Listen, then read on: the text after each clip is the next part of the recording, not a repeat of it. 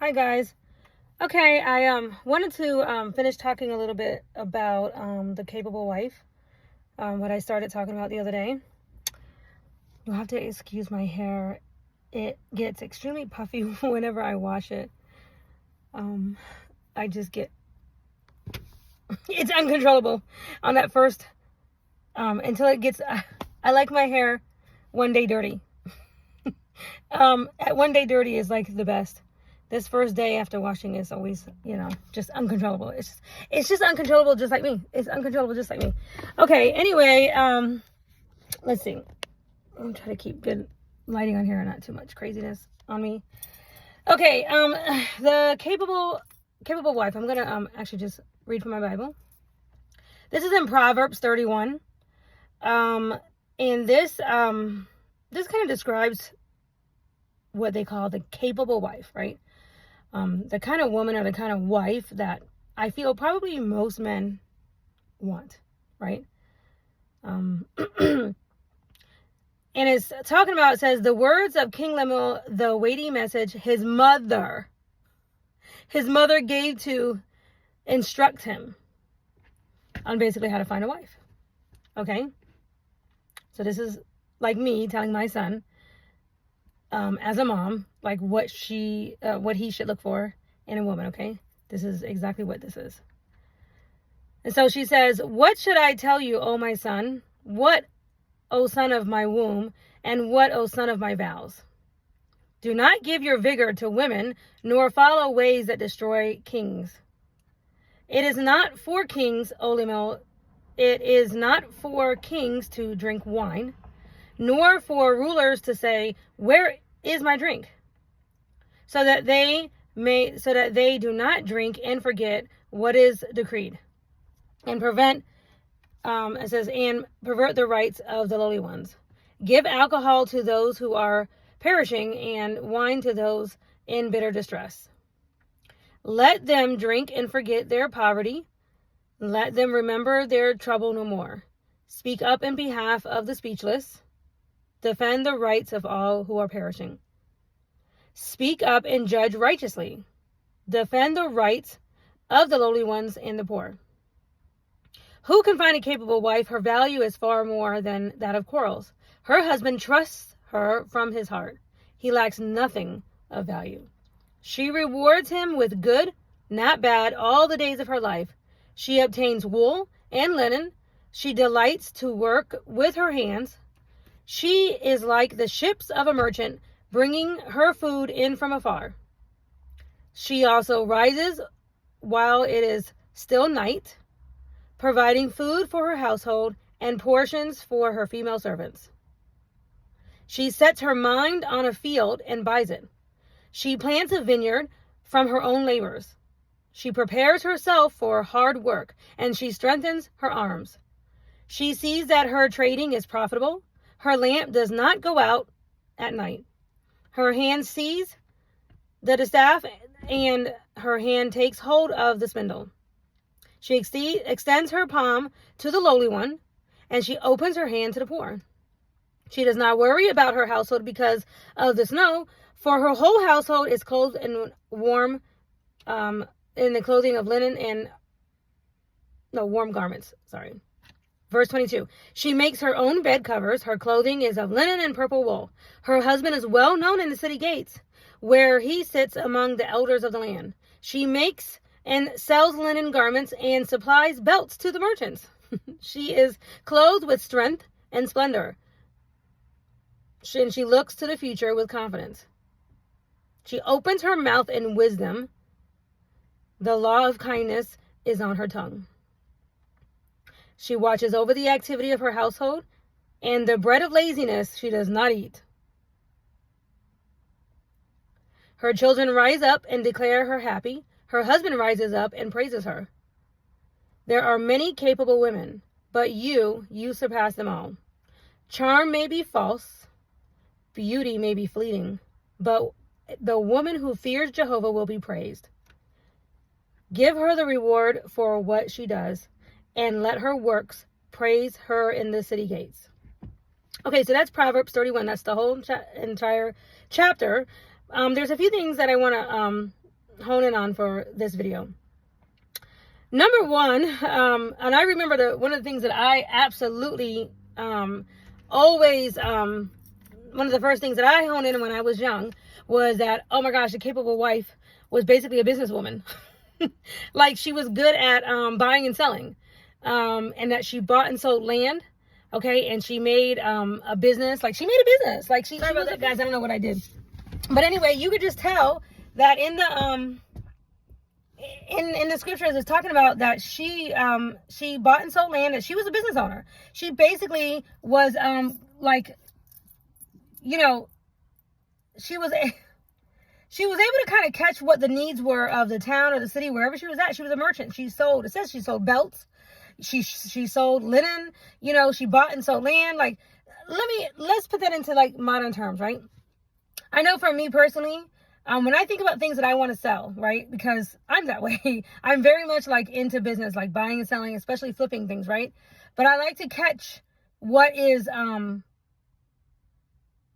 let's see, how do I say? What is, not want to say what's hot right now, but like, when I see, let's say, for example, when I see people are always buying something or they can't live without it, that it seems to be something it's hot, like it's something that people always need. And I learned this in Mary Kay. I learned that when you sell a product, if the product runs out and it's something that they run out of, they're going to need you all the time, right? So that's a good thing to sell. That's good for you to be selling because you're going to have a constant customer base, right? They're going to always run out.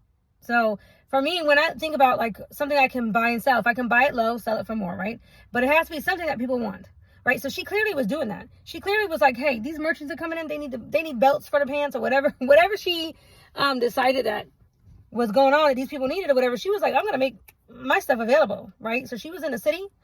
But one of the, so basically this woman though, the capable woman, she knew she was capable of clearly a form of independence, right? So back in Bible times, obviously women it was different. It was different times, right?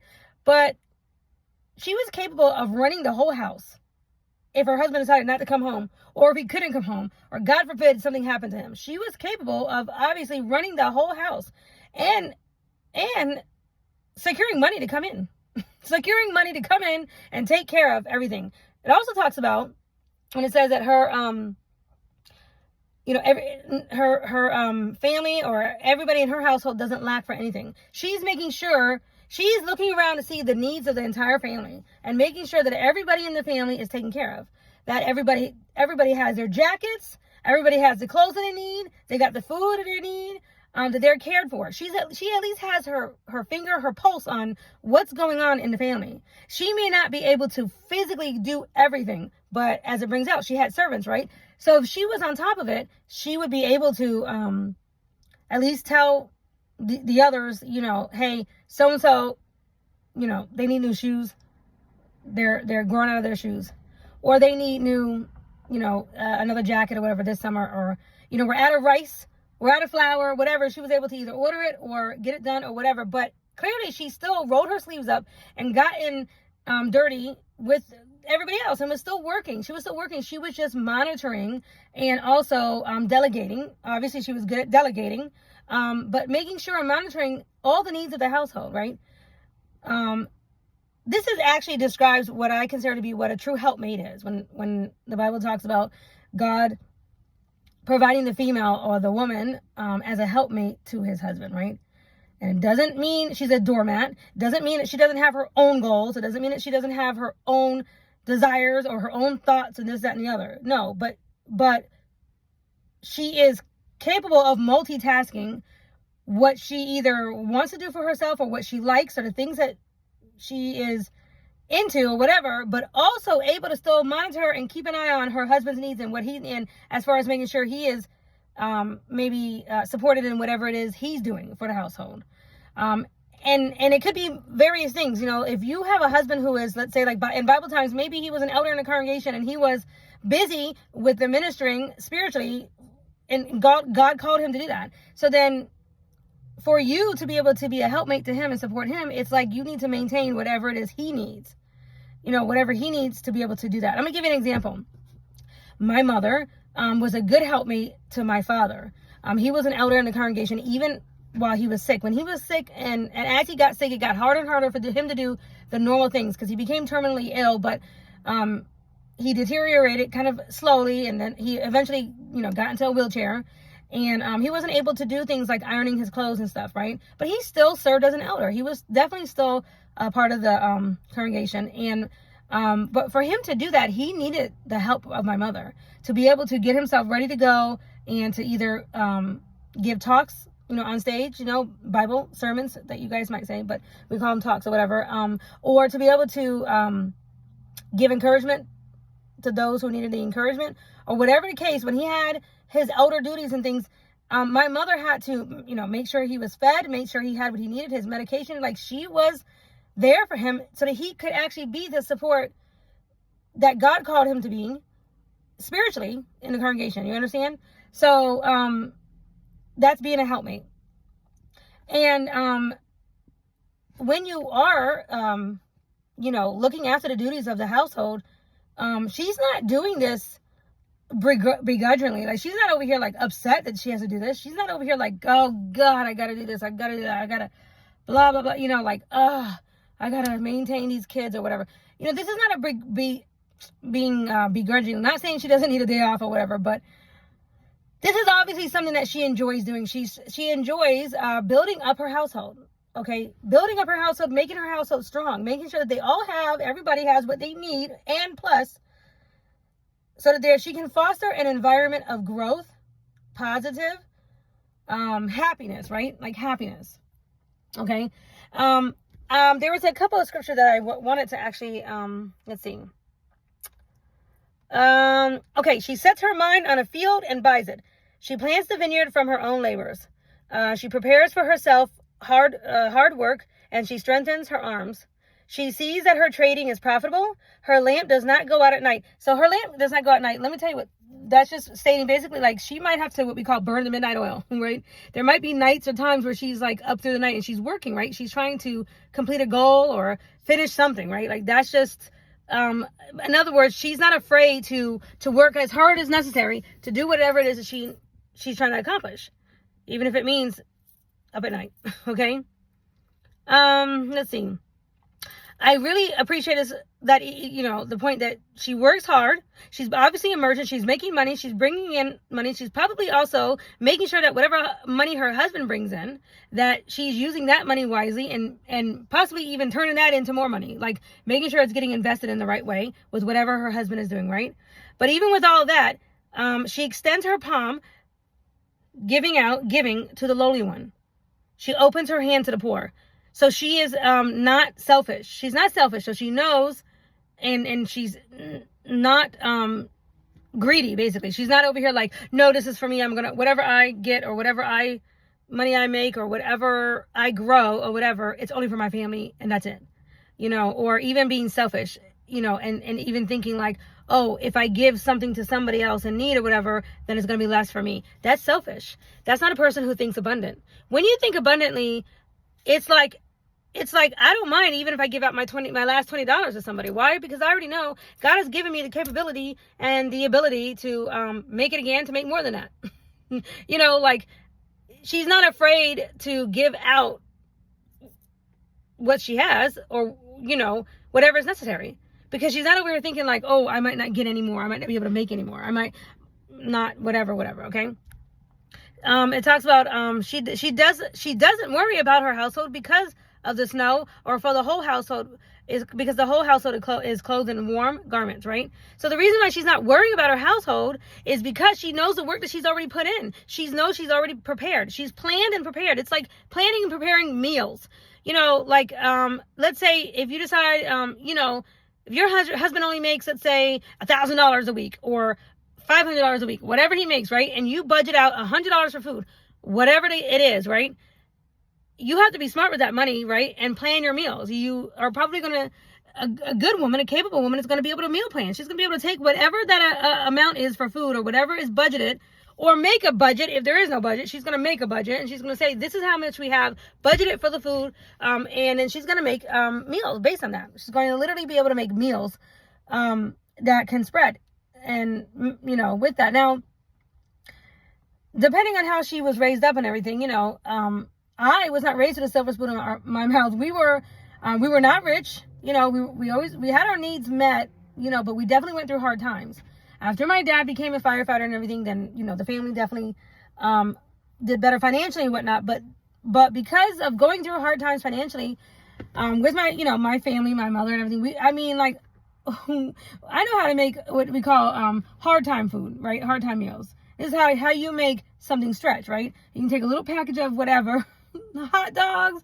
It could be ground beef. It could be a little can of canned chicken or fish or whatever. Like, I know how to stretch that. I know how to stretch that and make it last into a meal, right?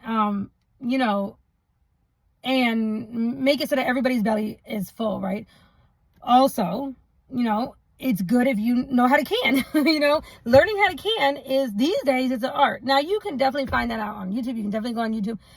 But canning is also a very good thing to do. It's good to have, your pantry stocked. So a good woman is going to know how to, live on whatever means is available at the time. We call them hard time food, hard time meals, right? And she's not too proud to do that. What makes her proud is being able to provide, or being able to put that food on the table, or make the food stretch of whatever she has, and coming up creatively with something, right? I know lots of women these days are, everybody's raised differently, but I do know there are some who are still teaching their daughters how to do that. How to look in the pantry and put something together, even if you were not able to go out and, buy a prepared meal, or just spend money frivolously here, there, and anywhere. Like, actually preparing, right? Now, that is a skill in itself. So that is something that requires a woman being capable enough of thinking ahead, planning ahead, right? Okay, so something else. Let me see. There was, she said her husband is well known in the city gates. Now, and then this is the other part. She opens her mouth in wisdom, and the law of kindness is on her tongue. So if she has wisdom about her, she's going to make sure that she's not over here, talking bad about her husband. Like, in other words, her husband is well known in the city gates, where he sits among the elders of the land. See, the thing is, she knows that the things that she says, the things that come out of her mouth, she's understanding that is, that could break down her husband's spirit. It could break down her husband's name, his reputation, right? Depending on what comes out of her mouth, she needs to be careful. Wisdom comes out of her mouth. A capable wife, she understands that wisdom is going to come out of her mouth. That any complaints that she has about her husband, she better take them to him. She better talk to him about that.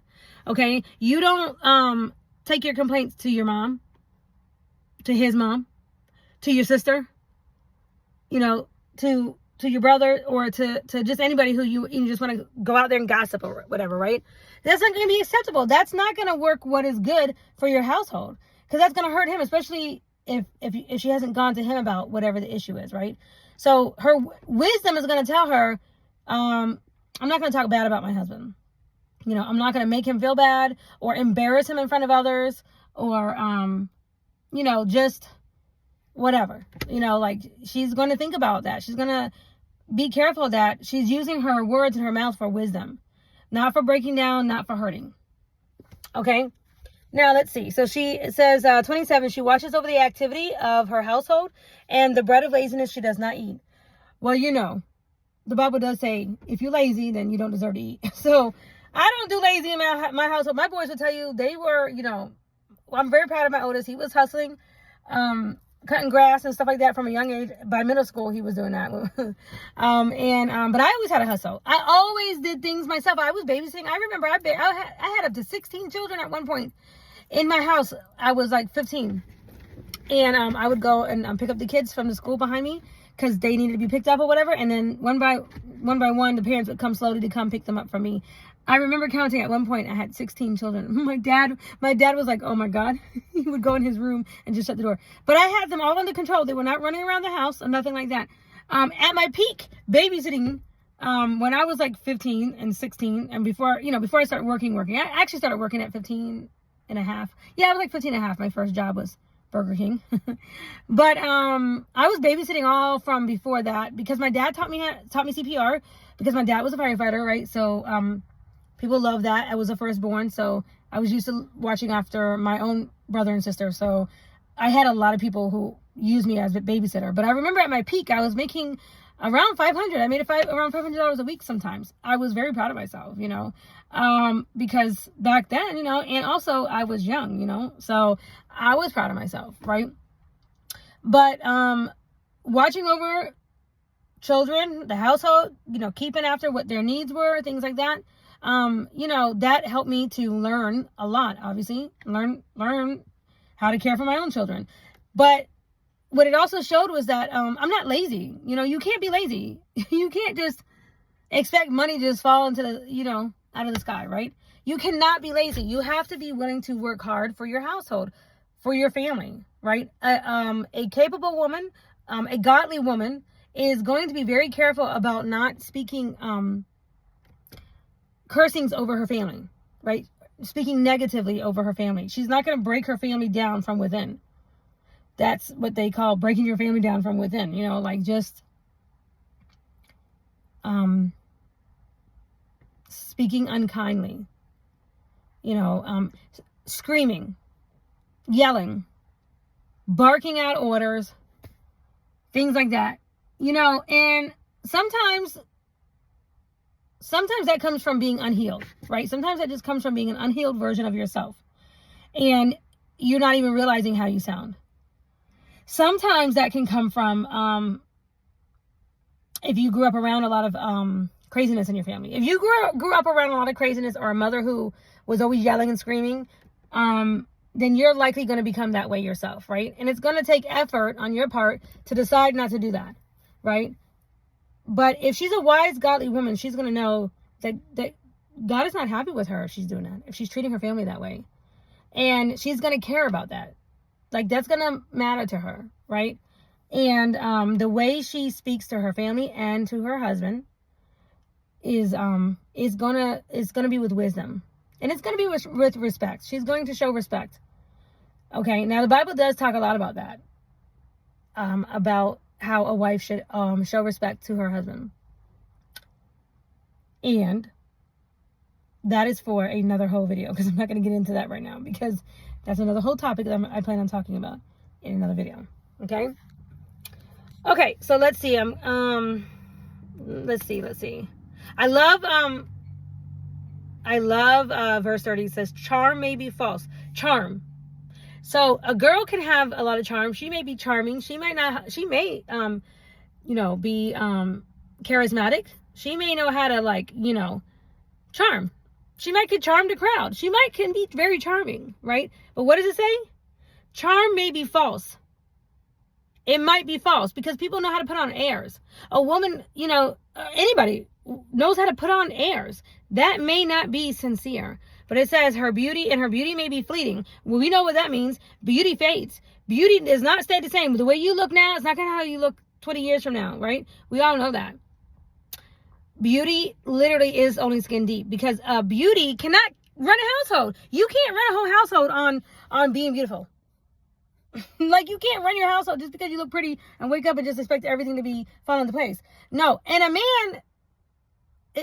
men don't marry somebody just for looks. If they do, then they were shallow themselves. And I guarantee you, if that was the reason why, then it's not going to be a relationship that's going to last too long. Because she's going to need to come with some more skills if she's going to ever run a household, have a household, and run a household, right? You need to have more than just that attraction, charm, and beauty. Because that's fleeting and that doesn't last. It says, but a woman who fears Jehovah will be praised. The reason why is the woman who fears God, right? She's going to look to the Bible as her place of orientation. She's going to go to the Bible. She's going to pray to God. She's going to be a prayerful woman. And he's going to give her the words to say to encourage her husband when he needs encouragement, or to help give him ideas when he needs ideas, or whatever it is that she is needing or that she may be lacking in. She'll pray to God for that help, right? To be able to help him.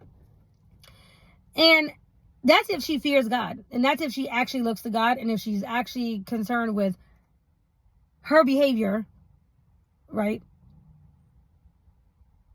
to God. If that's most important to her than anything else, is her behavior in front of God, that's going to have a trickle-down effect on everyone around her. Husband, family, friends, everybody. She's not going to do things like steal from her husband or take his money and go gamble or something. You know, she's going to check herself if she's drinking too much. If she drinks too much and gets crazy, gets wild, whatever, she's going to check herself. She's not going to use his money for that. She's not going to use his money for pills, popping pills, meth, whatever. Okay, all those addictions and type of things that go on both. I see this in relationships all day, every day. I see this with people all the time. And that's because, because I've experienced now people knowing, people basically who have issues with addictions and everything, right? I now can recognize it a lot faster. And some people hide it very well. Some people can hide it very well. But they can't hide it once you get close to them, like interpersonal, like in their household, right? They might can hide it outside the house, but they can't hide it inside the house, right? Those are things that would be taken away from whatever her husband is doing. And I'm talking about the woman right now, but we do know that this goes on both ways. That it could be a man or a woman, right? But the most important thing is that a capable wife is someone who is able to multitask, right? She has her full brain capacity available to her because she's not clouding it up with satanic things, worldly things, bad energies, or addictions or anything like that, right? Her capabilities are going towards her family and building them up and making sure that everybody has what they need. She is looking after the needs of her entire family, from the things that they're putting in their mouth to the things that they're wearing to the money that's coming in. And then she's running a business and she's learning how to multitask and also looking after the mental health and well-being of everybody in the household too. Okay, so that is keeping her pulse on when there is an emotional needs or emotional support that needs to be happening. If your child comes home and you see that he's had a bad day, or if her husband comes home and he's had a rough day from work that day, right? She's able to peep that out and multitask, like, say, okay, you know what, I'm going to give him an extra 5 minutes today because I need to figure out what's going on with that so I can help him. But a woman can only really do that if she's been able to do that for herself, right? If she has been able to do that for herself, or if she has at least, if she cares, right? If she doesn't know what to do, she knows she can pray to God for help, okay? And then she will act upon whatever direction she is given, okay? So anyway, I wanted to go into a little bit of that. I've already hit over 20 minutes. I'm going to have to splice this video together again.